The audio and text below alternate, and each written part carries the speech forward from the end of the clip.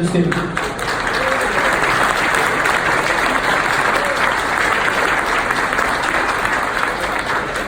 I would also like to ask that if everyone could please give him your full attention, if we could have complete silence in the hall, we greatly appreciate it. Jazakumullah khair. السلام عليكم ورحمة الله وبركاته. بسم الله والحمد لله والصلاة والسلام على رسول الله وعلى آله وصحبه ومن والاه. In the span of these last 48 hours, I've been in very different gatherings, and I want you to just take one moment to appreciate, by the way, that the community of Christchurch, New Zealand, was very used to gatherings like this. And 2 weeks ago, they would have been sitting all together in a gathering such as this one, fundraising for the various Muslim organizations and projects and service-oriented efforts that they used to assist out of that community. And they have been absolutely torn apart. We often talk about the devastation of a tragedy, or we measure the devastation of a tragedy by looking at the casualty count. 70, 80, 100, 500, there are terrible accidents that take place all the time. There was a ferry in Iraq. There was the cyclone. I personally have not been able to keep up with the news, actually, and I mean that earnestly. I have not read any news for the last 4 days. I've been part of the news in the last few days, but I haven't been able to read the news. But what happened in Mozambique, in Zimbabwe, in Iraq, I believe there's a cruise ship that's off the coast of Norway right now. All these things flashed across my screen. We often measure devastation by numbers. But what makes that community so unique is that this was 50 people from the same masjid, from the same small community. I want you to imagine if one of our communities had that type of devastation inflicted upon it. Does not include the wounded, does not include all of those that are emotionally in pieces after this tragedy. Some of you saw the young boy, 13-year-old boy Zaid, Syrian refugee who had already had terror visited upon him by the Syrian regime, ends up with his father and brother as refugees in New Zealand, and now his father and brother have been taken away from him, and he wished that he was amongst those 50 that have been killed. He actually actively wishes for it. And we saw the horror of the young girl from Parkland that took her own life recently, just a day or two ago, because we often don't take into consideration the trauma and the hurt that exists after that pain, after those bullets ring loose on people. So we pray that Allah comfort them, that He have mercy on their loved ones, and that He allow them to have mercy envelope them so that they can feel that their families are still with them. We prayed Jum'ah yesterday right in front of the mosque. The mosque is still being cleaned up from the devastation of last week, so we prayed in a park with the masjid right in front of us with the same imam. And when the imam read, there are certain things you can't convey in terms of an experience. When they wheeled in all the injured in their wheelchairs and put them in the front row, and then when the imam read, وَلَا تَحْسَبَنَّ الَّذِينَ قُتِلُوا فِي سَبِيلِ اللَّهِ أَمْوَاتًا بَلْ أَحْيَاءٌ عِنْدَ رَبِّهِمْ يُرْزَقُونَ. Do not say about those who have been slain in the way of Allah that they are dead, rather they are alive, rejoicing in the presence of their Lord. When he read that ayah, I swear by Allah that a wind blew through the jama'ah, through our congregation, it would have blown off everything that we were wearing on our heads. Just for those moments that he recited those verses, and there was this peace that came upon all of us. You hold those bodies and you smell sweetness. You see freshness, not just the freshness of their blood, but the freshness of the impact that they left on that community. You see the same people that are serving in the janazas over there. And here's the scene. You're standing in an open park in the cemetery. When I first got there on Thursday, I went straight to the cemetery. You have the washing facility. To give you an idea of how small this community is, you have the washing facility, and then you have the cemetery. They have two hearses that they're running back and forth, bodies between the two. So they prepare bodies and then they rush them over. People are waiting in the park all day in the cemetery for the next body to come, and then they announce the next janazah. You get there and you see 50 plots, or whatever, I believe 7 were sent back to their homes, open graves in rows, about the same size of the prayer area of the musalla. Like, think about that sight. These people were praying next to each other, and now they're about to be buried next to each other. And one after the other, they go and they bring these bodies one by one to bury them. On Friday, it was the largest janazah, where we prayed on 27 of our brothers and sisters. The youngest of those that were murdered, 3 years old, Mu'an. May Allah have mercy on them all. I looked at those brothers and sisters that were assisting in the janazah, so you can understand how small of a community this was, and they were throwing on vests, trying to maintain crowd control. You had thousands and thousands of people from New Zealand, and they are incredible people, by the way, coming to show their solidarity from all faiths and backgrounds. And you got these people, these young people, throwing on vests to control the parking, to help out with arranging the crowds, with arranging the path for the janazahs. And I saw this brother put on his vest, and then he took off his vest for one janazah, and he participated in the janazah, and then he threw on his vest again. And I was very intrigued by him. And so after the next janazah, when we carried the next body over to be buried, he gave me a hug and he said, "Shaykh, the previous janazah was my brother. Make dua for him." There's such a small community that the same people who were burying their family members were having to control the entire logistical nightmare of a community that small being devastated. I can't tell you how many stories that I saw, that I witnessed, how many moments, impactful words, the presence. And I will say that I do not feel sorry for those who have passed. I feel sorry for those who are left behind. Because those who have passed, at the best of endings, are in the best of places. If you talk about the signs of Shahada, you saw it in literally all of the bodies without exception. Big smiles, fresh bodies, people that are rejoicing in the presence of their Lord. I felt for those that were left behind. Now here's where this all ties in. You start to talk to those people that were around, that were left behind. I actually want to put up Ahat's picture, if you don't mind. We visited the families over the days. This was Ahat al-Ayan. No, the previous one, please. Ahat was the goalkeeper for the New Zealand soccer team. He was, his father was the founder of the Noor Masjid. His father survived the attack. He was sitting in his wheelchair during Salat al-Jum'ah. Ahat was 33 years old. And his mother is the president of the Muslim Women's Council in New Zealand. We went to Ahat's house, and I noticed all these youth of different backgrounds sitting in Ahat's house. And each one of them had a story of being mentored by him, of being helped by him, of being served in their darkest moments by him. Each one of them had a story of Ahat hugging them when they were in pain. One guy said that Ahat gave me his old house and told me, just pay me whenever you can, because they were in actually a new house that they just moved into. A bunch of non-Muslims talking about how this guy meant the world to them and he was the best friend that they ever had. And his wife speaking glowingly about him, and his mother saying that Ahat was 33 and ready for Jannah. Because this was a man that served his community. Tariq Omar, 24 years old, coached young high school and middle school soccer teams around the city of Christchurch, took care of them. All these young people that came forth and talked about how he impacted their lives. If you look, there was the the wall of remembrance where people brought flowers and they put cards. And they were writing these personal cards about how each and every single one of those people that passed away touched their lives. The majority of those cards were written by people that were not Muslim, that were impacted by these martyrs that have left us.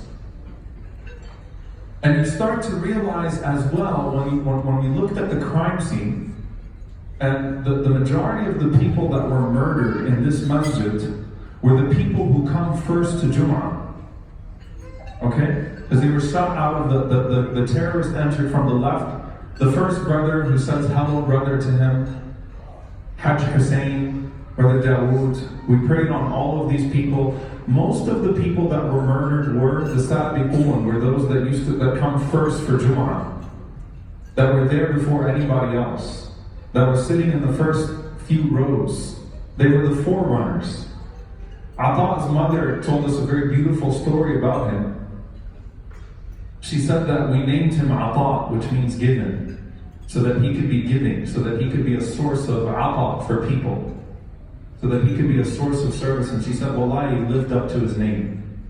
And when I gave him the condolences, Inna lillahi ma akhadha wa lahu ma a'ta, wa indahu kulla shay'in fi ajalin musamma. To Allah belongs everything that he has taken and everything that he has given. And she said that this young man of mine, this son of mine, was Ata.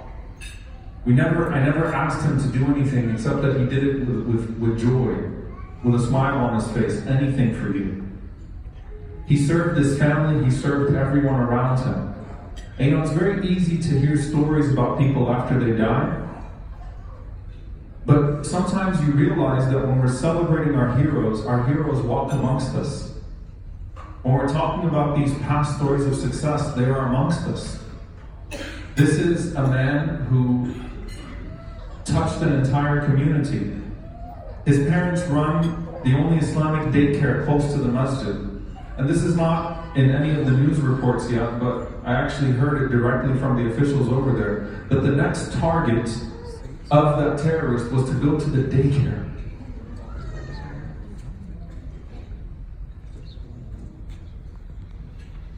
And he wanted to shoot little kids. And his dad, when he was in the hospital, all he was asking about was the daycare. He had a feeling that this terrorist was going to go to the daycare. He was asking about the daycare more than his own son, because he was worried that the kids would be affected. Because this was clearly a terrorist who was not discriminating between the people that he was murdering. Alhamdulillah, Allah stopped him. And then I want you to look at the next man. Imam Abdul Latif, if you could please put it on the next image. Imam Abdul Latif was the Imam of the other masjid, the Linwood Masjid. Some of you saw this image of him. Nigerian-born Imam. I saw him, and when I saw him at the janazas, I saw him running between the ghusl facilities, running between the cemetery. You could walk into the room and you could tell this was the pillar of his community. The day of the Jum'ah in the park, he was running around. He never wanted to be in front of a camera. He wasn't interested in trying to be celebrated for his story. But this was the image of him covered in blood. This was the second masjid that the terrorist went to. Only 7 people were killed in his masjid, Imam Abdul Latif's masjid. The reason being that Imam Abdul Latif saw him out of the window with a gun, heard the shots outside, and he was looking from the front. He ran outside to attack the terrorist. He went outside. Some of you saw the story of the Afghani man, the long hair Aziz who had an ATM. Imam Abdul Latif, the Imam of the masjid, was holding it with him. They threw the ATM machine at the guy, knocked the gun out of his hand. Imam Abdul Latif went and grabbed the gun and pointed it at him and shot, but it didn't have any bullets in it. But it was enough to scare the man and to send him driving away. He shot a few bullets at Imam Abdul Latif while he was running, but he didn't strike him once, alhamdulillah. Had it not been for this man, the death toll would have been double. He will not be celebrated for his heroic acts in this world because he was not looking for celebration. When you talk to him, the only thing he regrets is that other people died and that he couldn't save the 7. And you saw him running around throughout the entire weekend, serving people, picking up their stuff, talking to the guests. doing everything he could to take care of people. And I remembered what the Prophet ﷺ said about Talha. May Allah be pleased with him. Talha, who stood in front of the Prophet ﷺ, stood in front of the companions in the Battle of Uhud, caught arrows, suffered so many wounds, but somehow didn't die. And the Prophet ﷺ looked at him and he said, "Man arada an yanzura ila shahidin yamshi fil ard." Whoever wants to see a martyr, a living martyr that still walks the face of the earth, let them look at Talha ibn Ubaydillah. I kept looking at this man and I kept on thinking to myself, this is a martyr that still walks the face of the earth. An incredible human being. And you hear these stories of how people came together. And here's the thing about Ata and Imam Abdul Latif and so many of these people of that community. Those that were service-oriented before this happened, when the massacre started to unfold, were the first to jump in front of people. Were the first to try to save everybody else. That brother, Hajj Dawood, who said, "Hello, brother," to the gunman as he walked into the masjid, his last words being, "Hello, brother," that was his natural instinct. There was an old man from Iraq in a wheelchair next to me. When Hajj Hussein came through and he said, SubhanAllah, he said, "I remember every Friday he used to clean the masjid and he used to go organize people's shoes. People would throw their shoes and he'd put everyone's shoes together and he'd go clean up the bathrooms after Salat al-Jum'ah. And the reason why, subhanAllah, he said he was killed, he left his place of Salat to do what he always would do on Friday, go around and clean after people and serve the people and help the people." These people that were taken from us were the best of us. When we lost Diya, Yusuf, Razan, those three young, beautiful youth out of North Carolina, to the same hateful poison that took our brothers and sisters here, they were the best of us. They were special people. They were exceptional people. Allah doesn't just honor you in those last moments like that. There is something that you have to put forward. You live your life in that sense of trying to protect the people. It was their natural instinct to jump in front of people, to carry the bodies. Imam Abdul Latif wasn't struck one time. You see his blood-stained clothes. He literally was carrying the wounded all by himself. The Imam of the masjid was serving them to take care of them. Dear brothers and sisters, I can't convey to you what I experienced, but I can tell you that we have things to learn from this. We have a lot to learn from this. And for the sake of this, I want you to know that those brothers and sisters were of the most charitable and generous and righteous and service-oriented people that walked the face of this earth and that were in that community. And every single person who survived, as they spoke about those people, said they were the best of this community. They weren't just 50 from our community. They were the most noble, most righteous, the most service-oriented of our community. They cared about us. And subhanAllah, we see that through their death now, they're still serving. Their stories will continue to give if we uplift those stories. And when we talk about celebrating stories of success, we have to do two things. Number one, we got to pay attention to the people that are alive amongst us. Number two, we have to aim to be those stories of success. It is not acceptable now to take a step back and to say, those 50 people died, and now the world has seen the beauty of Islam. I saw the people of New Zealand, I saw the women all wearing their hijabs to show solidarity. I saw the people come by and say, I'm sorry, I'm sorry, I'm sorry. Apologizing as if they had themselves taken part in the crime because they did not feel like they did enough to expel the white supremacy that had polluted their political discourse and started to creep in. This resurgence of it globally. They felt guilty. But let me tell you this now. Some of you might have forgotten When Muhammad Ali passed away,